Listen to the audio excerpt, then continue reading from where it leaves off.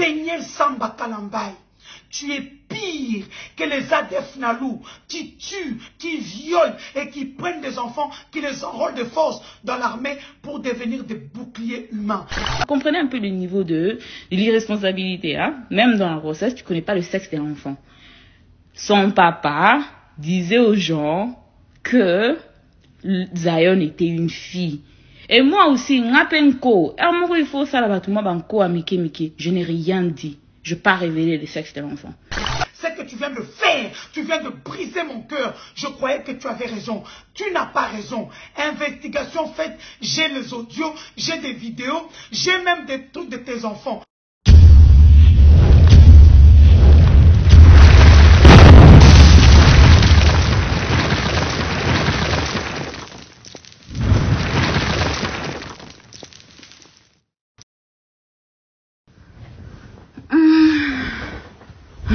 Ok. Il est né avec un problème de rein. Quand on était encore à l'hôpital, il y avait un problème de rein qui devait être corrigé. C'est pour ça qu'on a traîné un peu à l'hôpital avant d'être libéré. Et à l'hôpital, je me rappelle l'infirmière qui était en train de travailler dans ma chambre me disait toujours « Oh, tu as un bébé paresseux. He is so lazy. » Lui, il veut que dormir. Mais elle ne disait pas ça dans le mauvais sens. Elle ne disait pas ça dans le mauvais sens, mais elle avait quand même écrit ça.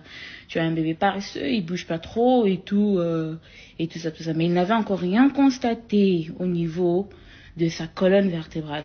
En février, et vous avez voulu que, en annonçant mon divorce, que j'allais parler de la violence conjugale que j'ai subie pendant que j'étais grosse, pendant que j'ai un nouveau-né. C'est quand même pas correct. J'ai attendu près d'une année pour parler de ça.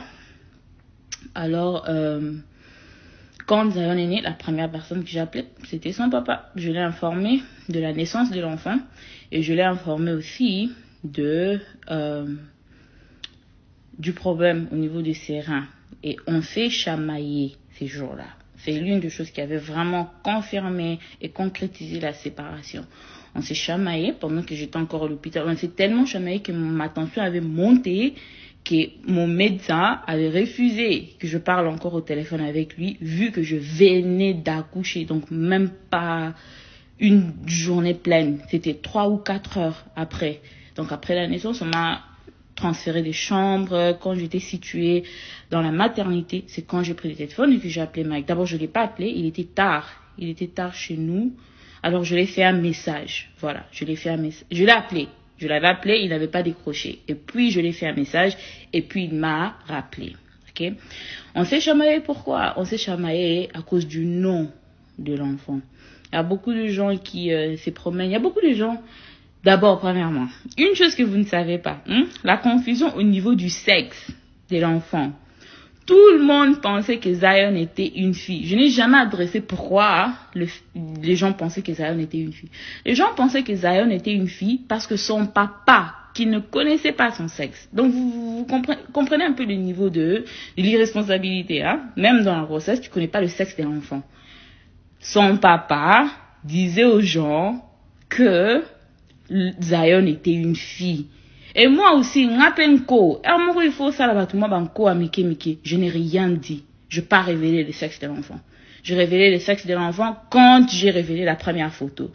Mais quand l'enfant est né, bien sûr que j'ai dit à son papa, le Zion va bien, c'est un bébé garçon et tout. Mais Mouto abandonné que non, Zion était une fille. C'était son papa. Parce que je sais pas, peut-être il voulait une fille. L'un des musiciens de Shekina, de son orchestre, ils m'ont appelé, ils m'ont dit que non, Dieu m'a montré, non, Maestro nous a dit, Maestro c'est ce qu'ils appellent Mike, Maestro nous a dit que Dieu l'a montré que l'enfant c'est une petite fille. Et si la fille doit naître, il faut donner à la fille le nom de Denise. Ok?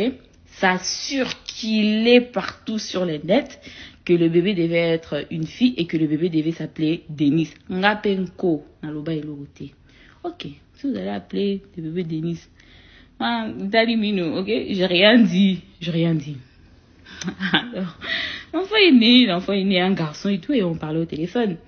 Et on a parlé au téléphone, et je lui ai dit, demain le matin, le médecin viendra vers moi pour me donner le papier qu'il faut remplir pour le certificat de naissance de l'enfant, pour le nom et tout ça, tout ça. Je l'ai appelé pour lui parler du nom, ok? J'ai toujours quoi ça? Na betara c'était, je sais pas comment dire ça en français. J'ai toujours insisté ou j'ai toujours mentionné le fait que c'est moi qui a donné le nom à mes 2 enfants, ok? Shaddai, c'est moi qui a choisi le nom de Shaddai, mais bien sûr que j'ai demandé à son père, ok? Je me rappelle, on était à Lubumbashi, c'était avant même que je ne conçoive Shaddai. J'étais sur Instagram, ok? J'étais sur Instagram et il y a un pasteur de Dallas, il s'appelle pasteur Jean-Marc Mulumba, si je ne me trompe pas. Pasteur Jean-Marc Mulumba, il a son fils aîné, ou bien l'un de ses fils qui s'appelle Shaddai. J'étais sur Instagram, j'ai vu quelqu'un poster la photo de Shaddai, son fils, en 2013. C'était, je crois, en octobre 2013, où il était un garçon il sortait avec les bagues au mariage de quelqu'un et quelqu'un a écrit son nom. J'étais sur Instagram, je montrais à ma, je dis oh non, regarde ce nom Shaddai, j'aime bien le nom, j'aime bien la signification, c'est en hébreu, on voulait que nos enfants aient des noms hébreux et tout ça. Andimi, mais c'est moi qui ai trouvé, c'est moi qui ai choisi, ok? Et le nom Michael, Shaddai, il est le Ndoi, il porte le nom de son papa. J'aime pas trop le nom Mike pour un enfant, alors on a opté pour Michael. Et puis Shaddai, il est Shaddai Michael Kalambai Wa Kalambai. Il porte le nom de son père. Et c'est moi qui ai choisi ça. C'est moi qui ai choisi ça. Le Kalambai Wa Kalambai, là, c'était mon idée. Je voulais que tous les enfants soient de Wa Kalambai. Ok? Alors on passe. Zion est né et je devais remplir le certificat de naissance de l'enfant. Je l'ai appelé pour avoir son avis. Moi, j'avais déjà le nom Zion en tête, mais je voulais quand même lui donner l'occasion de me dire non, j'ai ces noms, je voulais ces noms. Mais comme il ne savait même pas le sexe de l'enfant, l'enfant allait s'appeler Denis. Mais il n'y a qu'à s'imbattre. Parce que l'enfant, c'est un garçon. Alors, quand je l'ai appelé, il m'a dit quoi au téléphone? Il m'a dit non, je vais prier et puis je vais te rappeler demain. Je lui ai dit ok, il n'y a pas de problème. Donc demain à Bango, avec le décalage d'horaire, demain à Bango, ça s'est fait que le médecin était déjà venu pour me demander, parce qu'il était déjà, donc c'était les petits matins, comme de là où nous étions. Donc c'était vers minuit des États-Unis. Ok, minuit des États-Unis, ça fait 6h ou 7h du matin de Kinshasa.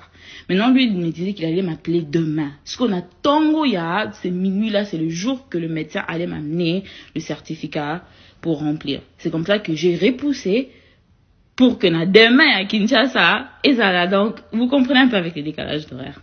Alors, le médecin est venu ce jour-là, je lui ai dit non, je peux pas remplir les certificats parce que le papa de l'enfant n'a pas encore donné le nom. Ok. Parce qu'il a toujours été inclus dans toutes les décisions des enfants. Parce que là, lui et sa famille, ils veulent donner l'impression comme quoi que par amertume ou bien par quoi, je refuse qu'il parle avec les enfants ou bien qu'il ait contact. Et c'est très faux. Et j'ai des preuves. Et vous aussi, vous avez des preuves. Je vais vous rappeler de vos preuves. Des preuves que lui-même, le monsieur, a mis sur Internet. Ok? J'aime pas de trucs comme ça, mais il faut parfois laver son nom parce que ça devient un peu des trop. Alors, il m'a appelé. Il se dans ma bien fort.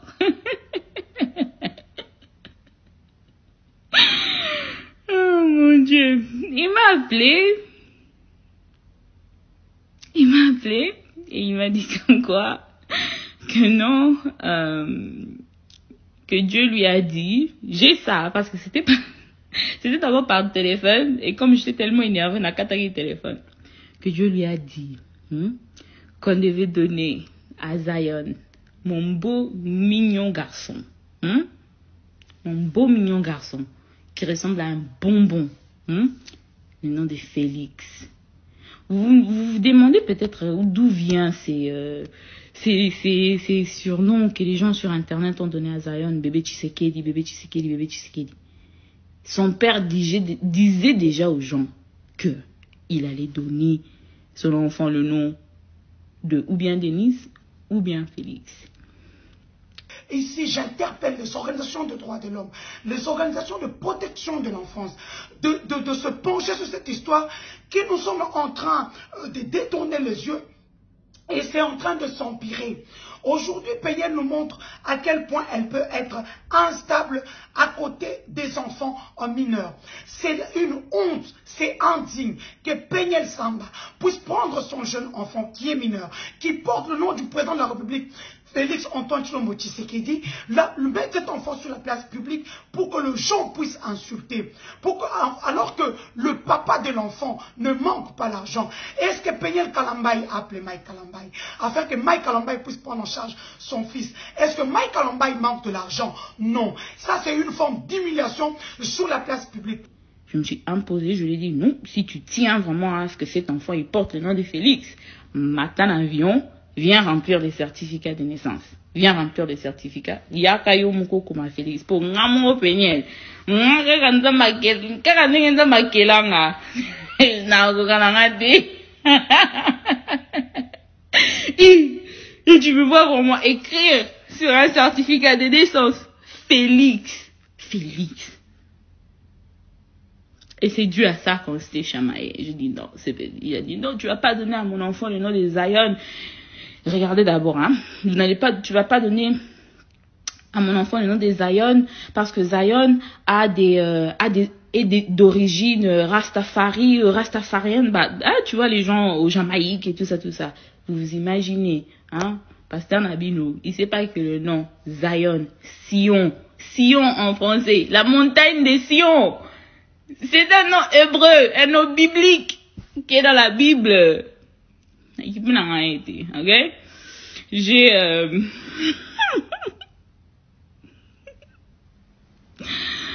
J'ai rempli les certificats de naissance de l'enfant et c'est passé. Ok? C'est passé. Et puis après, il est venu en août. En août, si je ne me trompe pas, 2019.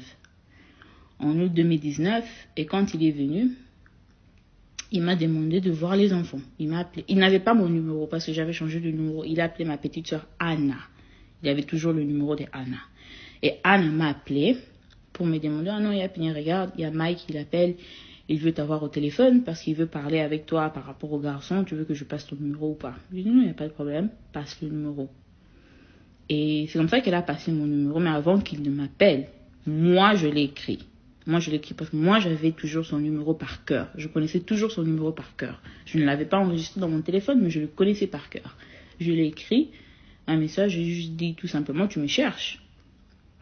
Et c'est comme ça qu'il m'a appelé. Oh non, je suis à Dallas. J'aimerais voir les garçons et tout ça. Et comme les garçons étaient déjà, ils étaient déjà à la crèche, je lui ai dit ok. Et moi, je travaillais aussi dans cette même crèche. Je lui ai dit ok. Nos programmes sont un peu compliqués, mais tu peux venir pendant ma pause, pendant que nous sommes à la crèche, parce que je voulais aussi que le premier rencontre soit une rencontre publique, ok, dans le public, au cas où il y avait du désordre, je voulais que ça soit en public. Et c'est comme ça qu'il est venu à l'école avec notre ex-parrain de mariage et avec l'un de ses amis ou je sais pas le gars. Et ils sont venus à l'école et il est entré. Il a rencontré Zion pour la première fois en août à la crèche. Et il a vu Shaddai et tout ça.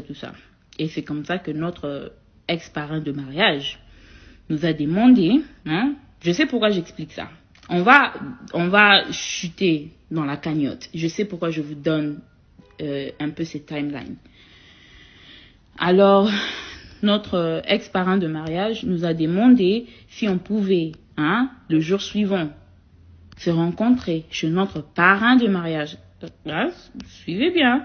Si on pouvait se rencontrer chez notre parrain de mariage pour qu'on ait un peu un terrain d'entente en ce qu'il s'agissait des enfants. Donc, pour toutes les personnes qui disent oh, pourquoi tu ne l'as pas appelé, pourquoi vous n'avez pas essayé de chercher un terrain d'entente, je l'ai fait à 1001 reprises. Parce que à part ce terrain d'entente que le parrain avait organisé, je l'appelais. Moi, j'appelais Mike. Avant que je ne puisse supprimer son numéro et ne pas l'avoir échangé mon numéro avant août, quand il cherchait ma soeur, moi, Péniel, je l'appelais. Je l'appelais, je l'écrivais. Je peux aller même plus loin pour dire que je l'ai supplié d'être présent dans la vie de ses enfants. Ok? Ok? Merci. Alors, on s'est vu le jour suivant chez notre parrain, Papa Roger, ex-parrain de mariage, Papa Roger. Et on parlait. Et Papa Roger m'a demandé, moi, quelles sont tes demandes? Et qu'est-ce que tu veux de Mike et tout? Moi, j'étais claire. J'ai dit que je veux qu'il soit présent physiquement et financièrement dans la vie de ses enfants. Parce que, Tilelo, à part $40, au Mike appelle ça Shada Nicole, na crèche wana. Hein? Le jour qu'il l'a rencontré pour la première fois à la crèche. À part $40 wana. Tilelo, je dis bien juste aujourd'hui. Je demande à Mike Kalambai, votre mariage est arrivé à bout et c'est irrémédiable, c'est irréconciliable. Donc, il faut aller en justice au niveau du tribunal de grande instance de la Gombe, comme vous êtes de Kitambo, comme on me l'a dit, d'aller au niveau du tribunal. Vous êtes congolais, vous n'êtes pas américain. Donc, les États-Unis n'ont rien à voir dans votre problème.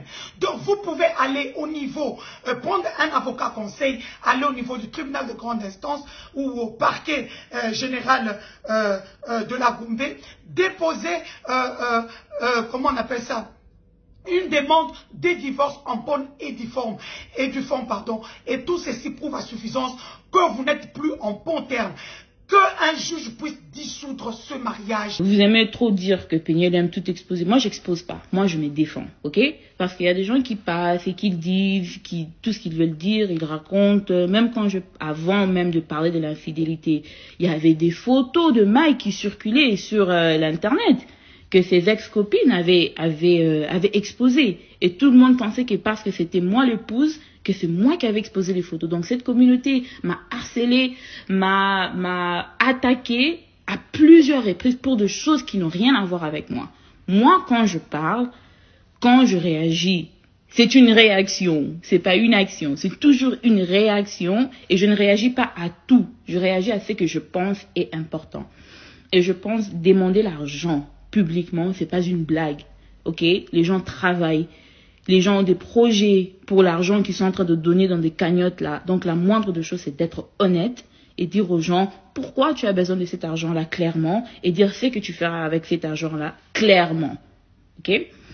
Alors, le parrain m'a demandé qu'est-ce que tu attends de Mike et tout. Moi, je lui ai dit non, moi je veux qu'il soit présent financièrement et physiquement. Il m'a dit, qu'est-ce que tu veux dire par physiquement? J'ai dit, physiquement, il doit me donner une horaire, ok? Moi, je vis aux États-Unis avec les enfants, Mike, il vit au Congo. Il visite les États-Unis, moi, je vis au Congo. J'ai besoin d'une horaire, ok? Une horaire, parce que Shadai a une tablette, il a un iPad, ok? Donc, si Mike n'a pas envie de passer par moi pour parler avec Shadai, il peut appeler son fils sur FaceTime, ok? Shadai est tout le temps connecté au Wi-Fi. Il peut l'appeler sur FaceTime, audio, il peut l'appeler sur FaceTime, vidéo. Il n'a pas WhatsApp, mais Mike a un iPhone. Je sais le téléphone qu'il a. Il a un iPhone, il peut appeler son fils sur FaceTime. Alors je lui ai dit, je veux qu'il me donne une horaire, les heures où lui, il sera disponible, où Mike sera disponible, ok? Et moi, je vais matcher ça avec l'horaire de Shadai. Comme Shadai, il part à la crèche et moi, je travaille. On a aussi nos moments ensemble, moi, Shadai et Zion. Je veux pas que les horaires soient conflictuels, ok? Je veux qu'il me donne une horaire. Il va appeler à quelle heure? Il va visiter combien de fois l'année? Parce que quand les gens ne savent pas, ils ne sont pas là. Quand Shadai me pose des questions, il me dit quand est-ce que je veux voir papa? Je pense venir aux États-Unis combien de fois par année? C'est quoi ton programme par rapport à ces enfants? Tu dois avoir un programme. Tu as des enfants qui vivent dans un autre pays, tu dois avoir un programme. Tu dois savoir que je serai avec eux dans telle période, je vais appeler à telle heure, on doit être organisé parce qu'on n'est pas ensemble. On doit être organisé pour qu'on ait quelque chose à dire aux enfants. J'ai demandé une horaire et j'ai demandé aussi qu'il soit présent financièrement pour ses enfants. Et ils ont donné la parole, le parrain a donné la parole à Mike. Et Mike a dit, il n'y a pas de problème. Lui, il sera présent. Il va donner une horaire avant que tout Kabwana. Et il allait aussi être présent financièrement par child support. Ça, c'est ce que Mike a dit. Il a entendu parler de quelque chose aux États-Unis qui s'appelle le child support.